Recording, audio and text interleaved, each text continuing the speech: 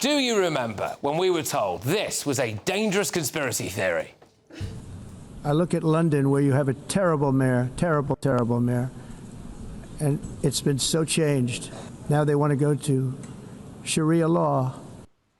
Well, step forward. Good Morning Britain host Adil Ray. He posted this on social media yesterday. Some say Mamdani, who's the new mayor of New York, may implement Sharia law. He might. The heart of Sharia is social justice, welfare, fairness, charity and cohesion. Most Muslim countries operate a hybrid of Sharia and civil law, are slowly reforming and abandoning unethical practices, despite the West's portrayal.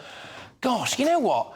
Adil Ray's changed his tune, hasn't he? Remember now, there's always a tweet. There's always a tweet. Here it is.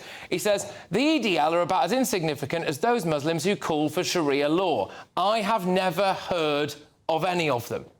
Well, maybe Adil needs to look a bit harder, because there was actually a group called Sharia for UK and Islam for UK, and it was one of many front organisations used by the radical Islamist network Al-Majroon, and that was in the United Kingdom. The group was led by the extremist preacher Anjem Chowdhury and advocated for the implementation of Sharia law right across the UK. They actually called for various things. One, capital punishment. They explicitly called for the death penalty for offences such as leaving Islam and also adultery. By the way, they wanted to kill you by stoning, in case you're wondering. Physical punishments. They advocated for severe physical punishments, such as flogging or lashing for offences like drinking alcohol. They also supported punishments like chopping people's limbs off for theft. Segregation of the sexes. You see, tonight we've got a wonderfully mixed audience, not under the Sharia, though, of course. Establish a caliphate as well, so that's nice, just to round it off. And actually, polling data from 2024 revealed that 32% of British Muslims favour the implementation of Sharia law in the UK. Well, Adil Ray then doubled down. He said, I'm not actually suggesting that Mamdani would implement Sharia law, but many of the issues he campaigned for are also some of the positive values of Sharia that Muslims try to live by. OK, some countries with Sharia law then. So we've got Afghanistan, Iran, Saudi Arabia, Somalia, Sudan and Yemen. Do we think that Adil might want to leave his comfortable London TV studio to go to live in any of those countries? I'm not really sure he will. Another country, of course, is Nigeria. 12 northern states have just started implementing Sharia law. What else is happening in Nigeria, Adil? Oh, yeah, there are reports of Christians being slaughtered en masse. Now, Adil Ray might claim that true Sharia has never actually been tried. You know, like what communists say about their ideology. Well, given the amount of child rape, cousin marriage, female genital mutilation, stonings, beheadings, chopping off of limbs, persecution of gay people and terrorism in those countries, I think where it has been tried, I think we might swerve it over here, thanks, Adil. But he's a presenter on ITV's Good Morning Britain. The same programme, well, this happened to Piers Morgan, didn't it? Continue to trash her. OK, I'm done with this. No. Sorry, no. Sorry. Do you know what? That's pathetic. You can trash me, but not my No. See you later. I'm being... Sorry, can't do this. This is absolutely diabolical behaviour. Well, he left because he offended Meghan Markle. And reportedly, ITV were worried about markets and advertising implications, commercial implications, because of what he said. But it seems that Adil Ray can try and promote Sharia law, and he just keeps his job. No commercial pressure there, no pushback, no lefties kicking off, no crisis meetings with ITV execs. What a strange, strange country we live in. Big Tech has turned your phone into a surveillance device, harvesting your data, tracking your location, and selling your information to corporations. Unplugged built the Upphone to fight back. It's the only smartphone with hardware-level privacy protection, completely blocking data harvesting at the source. It features a physical kill switch that cuts power instantly when you want to go dark, giving you control Big Tech took away. Unplugged puts privacy and sovereignty first. The Upphone is built to British standards, designed to keep your data in your hands with independent servers, its own app center, and no corporate gatekeepers. You can access what you choose. No censorship, no app bans, just freedom. Everyone else is playing by Big Tech's rules. Unplugged rewrote them. The Upphone runs on an operating system with 0 backdoors and a firewall that blocks thousands of tracking attempts every single day. The Up phone includes a host of unique security features. The device can be set to have its memory wiped regularly, and if someone demands your PIN code, well, you can give them a false PIN that will wipe the device. It's called emergency reset. Privacy isn't a feature with Unplugged, it is the foundation. To get yours today, click the link in the description now. I get the views of my panel and then we'll go to the audience. Well, Emily, welcome back. Let's talk about Sharia law. So,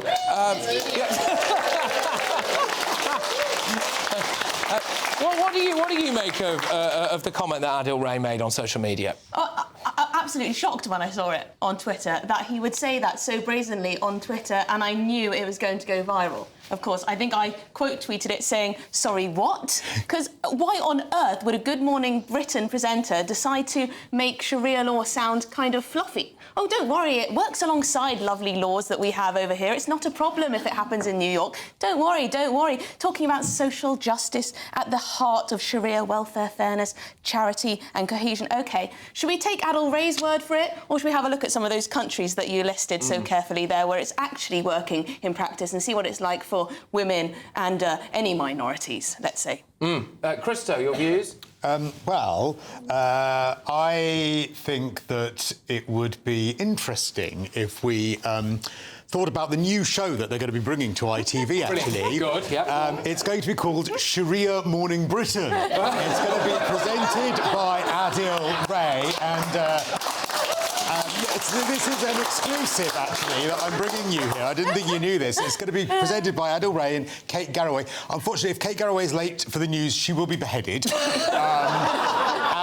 Or stoned to death. But other than that, it's hoping to be an absolute success. I find this such a double standard, because if someone, in a more serious note, if someone went on television and said, right, I would like to advocate for a really extreme form of Christianity where no other religion would be allowed, people would be rightly up in arms, because we are a tolerant nation. However, when it works the other way, there doesn't seem to be any pushback. And to be honest, when you look at the traits, as you have brilliantly outlined, of many of the countries that have Sharia, what a really weird hill for Adil Ray to die on. And so, you can get stoned to death for apostasy, leaving Islam. If you're a woman that's raped, you need to have 4 men that can verify that you were raped, and then you'll be done for adultery anyway. You could be beheaded. I would be hanging from a rope at the moment. I'd have probably enjoyed some of the segregation before then, but after that, yeah,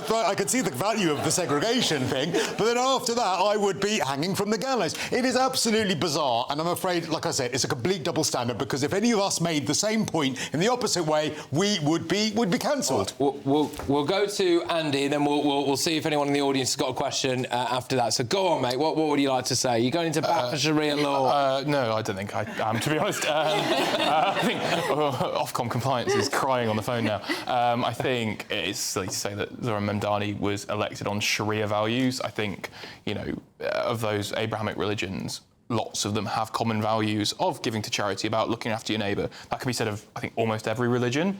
But Zoran was elected on democratic socialism. That was the platform on which he ran. I don't think he was elected on any kind of Sharia law, and I don't think he'll ever put in Sharia law into New York. I don't think we'll see, the Islamic Caliphate of New York anytime soon, sadly. Well, no, I'm kidding. Yeah. God, that went down poorly, didn't it? Oh, God. I won't make that joke again. I could have told you that, mate. It's actually not a very Sharia-compliant audience here. Although, of course, look, it's obviously, it's one of those stories about if you don't laugh, you'll cry. But, we do have 85 Sharia courts in this country. Yeah. We are the Western capital for Sharia courts. Before we go to you, Linda, if that's all right, I'm just opening up to the audience now. There's a couple of people with microphones. I think there's a gentleman on the front row here. Are you all right, mate? What would you like to say about this topic? Thank you for coming.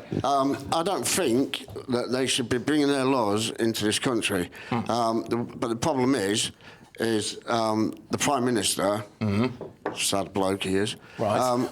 He is so, for everybody else except for the British population and the British community and everything like that. Okay.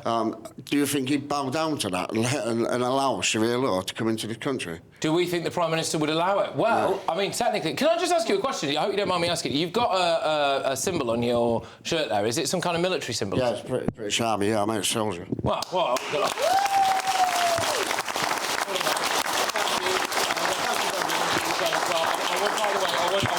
ask you a question, but I would like to hear from you probably at the 10 p.m. segment, because we're talking about whether or not, you know, Britain was worth fighting for, etc. So I'd love to hear from you then as well. Linda, what do you think about, you know, whether or not the Prime Minister would be willing to essentially, I mean, he's not doing anything about the Sharia courts at the moment, for example. Well, we've already got them, as you say, we've got 85 Sharia law courts. I can't understand why we have those. Because we've got laws in this country, we don't need another set of laws from another culture, who are actually, if you look at that list of countries, people are leaving those countries to come here. That's the whole point. Look at Sharia law in those countries. Saudi Arabia, Iran, Sudan, Afghanistan. It was only in 2016 that they stoned a woman to death in a public square without a trial in Afghanistan. So I think we've got to be very careful about any further moves to adopt Sharia law, because although Adil Ray says that, yeah, it works as a great hybrid system in some Muslim countries, it doesn't in countries like Saudi Arabia. I mean, it's off with your head if you do anything remotely difficult. There's a wider point which I was alluding to as well, which is I'm always fascinated by this, like the commercial issues of TV channels, right? So it was deemed so unpalatable for Piers Morgan to say certain things about Meghan Markle and then push back on it. That I reckon, like, the overwhelming majority of the British public agree with him that they don't particularly like her and they think maybe she's a bit of a grifter, which he would deny. But for Adil Ray to say, basically do a puff piece for Sharia law, that's fine. No, there'll be no meetings with ITV executives going, how the heck do we sort this problem out, will there? And it's so wonderful that he talks about those sort of moral boundaries that he wanted to really champion around Sharia law, because, well, we've all seen how many ITV daytime presenters live by moral boundaries, haven't we? Yes, OK. Well, there we go, of course, not naming any names. No, I was just talking generally. What do you think of that? I mean, is it to not say something about Britain where it's basically OK to gently nudge people potentially towards Sharia law, but it's not really OK to say things like stop the boats or I don't like Meghan Markle? Yeah, because I imagine that if, you know, some of the junior executives, some of the junior producers got together and said, you know what, we don't like Adil Ray saying these types of things, they'd probably worry that they'd be called racist or Islamophobic or something ridiculous like that. So even if you were deeply offended by Adil Ray's comments, you wouldn't dare probably go to HR about it and say, actually, I'm a bit worried about what he's saying here. Sharia law, isn't that where women are beheaded for adultery or where women are only worth half a man's testimony, etc., etc.? They just wouldn't, would they? To come back to the chapter... Maybe they will. Maybe we'll be proven wrong. But I think, actually, that is the story here, though. I mean, if Adil Ray wants to say this, you know, I don't like it, I'm not, you know, championing it, but he actually has the right to say it. Free speech is hearing things you don't like. I think the thing that annoys us is the double standard. If someone... Because there's such a sensitivity on the other side, as you point out, about Meghan and all these things, and that, it's the double standard that drives people mad, I saw a microphone being passed around. Does someone else want to say something on this? It's fine if not. I know it's quite a controversial topic. Have you got the mic? He's got the mic. He's ready to go. It's locked and loaded. Come on. Let's be having you. I know this is on Sharia law, but Adil Ray said something, nothing will happen. What about Ryland when he made his comments politically on live TV? What happened to him? Yeah? And as you said, Christo, double standards. Let's see if double standards really are there now. And you're challenging. You're absolutely right, because also Ryland wasn't giving his own opinion. He was saying, quite rightly, there are some people that think it's unfair. He was doing his job as a broadcaster and putting across both sides. Adil Ray was actually giving his opinion, and it's apparently fine. Exactly. All right, guys, we're gonna steam on and just press ahead with this. I think I've got some kind of right reply from ITV and indeed Adil Ray. GBNews have contacted both ITV and Adil Ray's representatives. Oh, good. Adil Ray OBE. OK. I think that's important to the story, is it not? OK, she's back, isn't she? Oh, she's back. Get enough of this at home. Mr. Sharia over here. Exactly. We're awaiting a response. Do I have to read that out as well? No? OK, good. OK, lovely stuff.